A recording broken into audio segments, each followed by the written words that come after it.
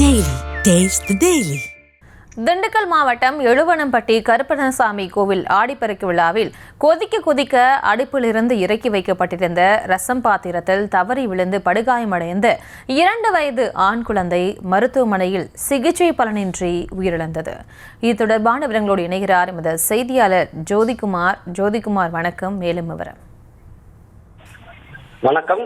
திண்டுக்கல் மாவட்டம் மத்தளக்குண்டு அருகே எழுவனம்பட்டி கிராமத்தைச் சேர்ந்த சிவகுமார் என்பவர் தனது குடும்பத்துடன் அதே பகுதியில் உள்ள கருப்பணசாமி கோவிலில் நடைபெறும் ஆடிப்பெருக்கு திருவிழாவிற்கு சாமி கும்பிட சென்றுள்ளார்.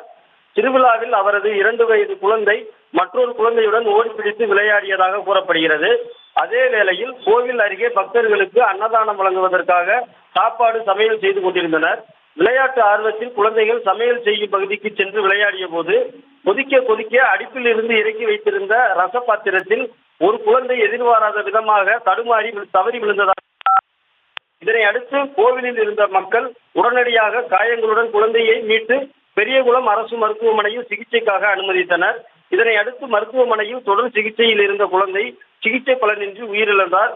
இந்த சம்பவம் தொடர்பாக வத்தலக்குண்டு போலீசார் வழக்கு பதிவு செய்து விசாரணை மேற்கொண்டு வரும் நிலையில் சாமி கும்பிட சென்ற இடத்தில் கொதிக்கும் ரசப்பாத்திரத்தில் குழந்தை தவறி விழுந்து உயிரிழந்த சம்பவம் அந்த கிராம பகுதியில் பெரும் சோகத்தை ஏற்படுத்தியுள்ளது.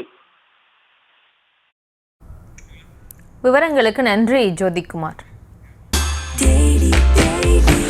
Taste the Daily.